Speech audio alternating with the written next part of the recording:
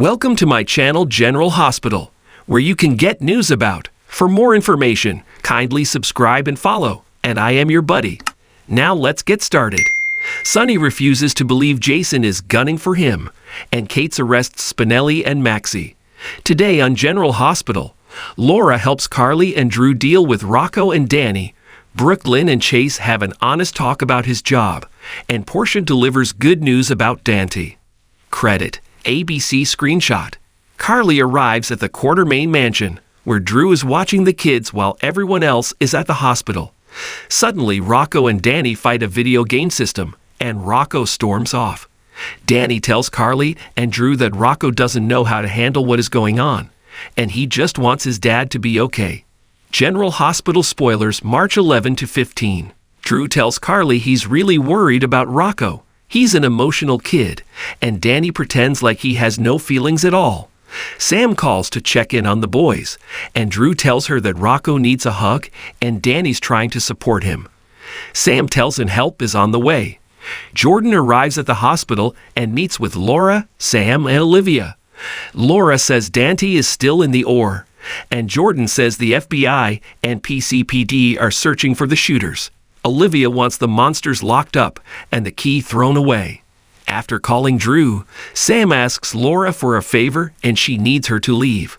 She returns to Olivia, who just wants an update on her son. Sam reminds her how strong Dante is and he won't give up.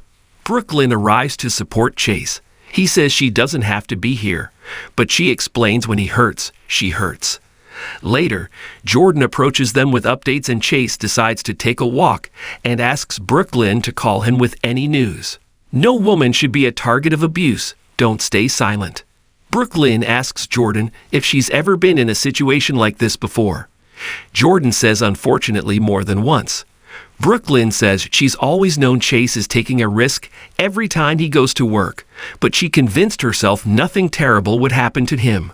However, if this could happen to Dante, Jordan says she should talk to Chase about this, but Brooklyn doesn't want to do it now when they need to focus on Dante.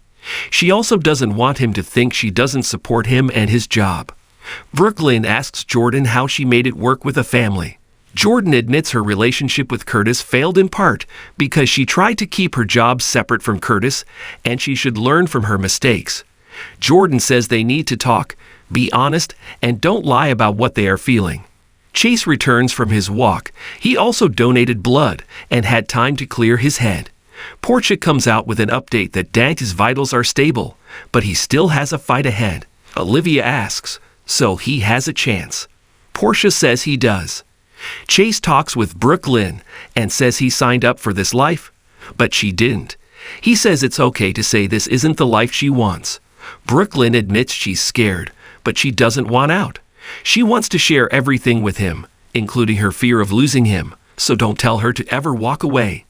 They embrace. Jordan talks with Portia, and this reminds her of Nathan West's shooting, and he didn't survive. She says everyone who puts on the badge is a hero. Sam and Olivia continue to support one another. Sam admits she sometimes wishes Dante would become an executive and work with Drew, or become a mechanic, or be a baseball coach. Olivia says Dante loves being a cop, and she begged him to choose anything else when he told her that's what he wanted to be. However, he was so sure and proud, so she had to support him. Sam knows Dante is a cop, that's who he is, and they wouldn't have it any other way. Portia returns and says Dante is out of surgery and being moved to the ICU, and the doctors feel they repaired all the damage, and this is a good step in the right redirection. Chase thanks Brooklyn for supporting him and asks what he can do for her. She asks him to take her home. Meanwhile, Sam and Olivia hug, and Olivia says she told her that Dante's a fighter. In the chapel, Sonny looks at the tablet and says a digital image can be manipulated. So why should he believe this is Jason? Ava thought the same thing, but Spinelli verified it. Sonny says that would mean not only is Jason alive, but he is working with the shooter. Ava says his best friend is now his enemy. Sonny knows Jason would come to him if he had a problem with him and tell him to his face, not shoot him from a distance. Ava knows Jason was part of his family, but either someone is holding something over Jason's head, or Jason is doing this of his own free will. Sonny insists Jason wouldn't do this to him. Ava asks why Jason hasn't come to him to warn him when he knows those people want him dead. Ava reminds him he said there had to be someone on the inside who was working against him and who knows his methods and security better than Jason. She also says the man behind the attacks has been going by the name Stone, as in Stone Cold. Ava thinks Jason may be back to take him out. Sonny insists there is no way Jason would do this to him. Ava asks him to look at the facts and the evidence. Somehow Jason survived Cassadine Island and he's come back to settle the score. And Sonny is playing into his hands. Sonny still refuses to believe Jason is out to kill him. Ava says he knows Jason better than she does, so she trusts his judgment. He thanks her as he doesn't trust a lot of people nowadays. Ava asks Sonny to promise her that he'll be careful and look both ways. Sonny says if he didn't know any better he'd think she actually cares for him.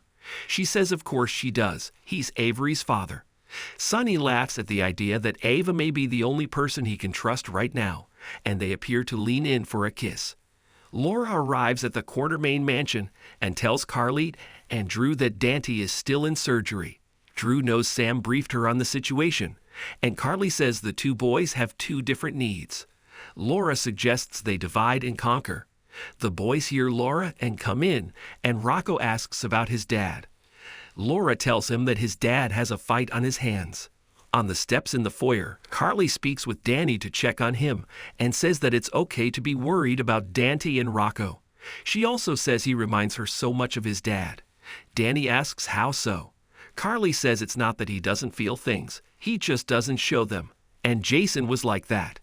She says Jason wasn't a patient person either, and she knows this waiting is hard. However, this is where he needs to be because Rocco needs him.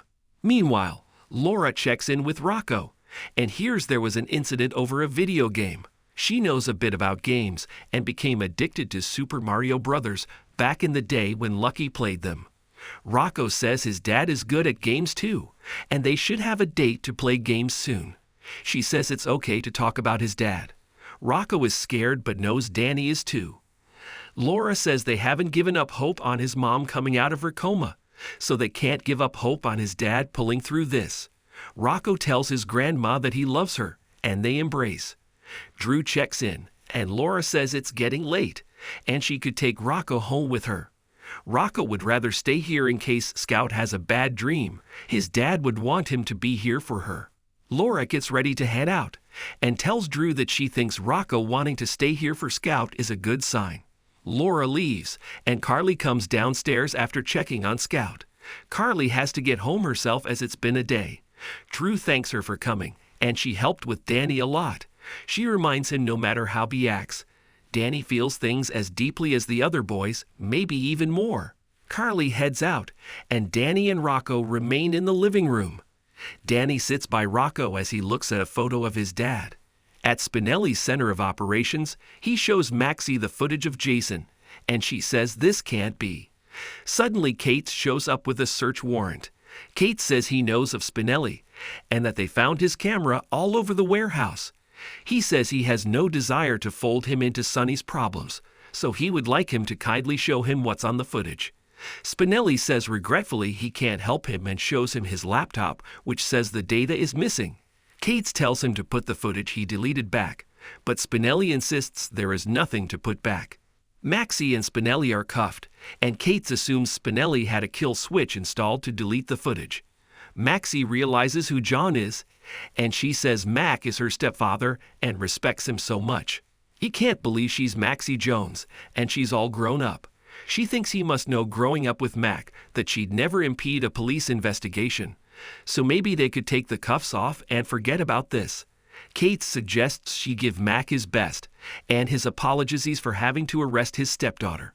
Spinelli tells Kate they have no evidence against them, but Kate has experts too, and they'll recover the evidence, it just may take some time. Spinelli tries to get Maxie freed as she had no part in this, but she says, "We need to take a stand. That man is one of our best friends, and he saved our lives several times. We owe him." Maxie immediately realizes she slipped up, and Kate says that helps narrow the field down. Spinelli won't let Maxie be incarcerated. He made a backup, points to the drive, and says the password to get in is Maxinista. Maxie says, "I'll moo." Later, Maxie can't believe he gave up their friend to the feds, and he's always been loyal to him. Spinelli couldn't let her go to jail. She's the mother of his child and the woman he loves. They kiss.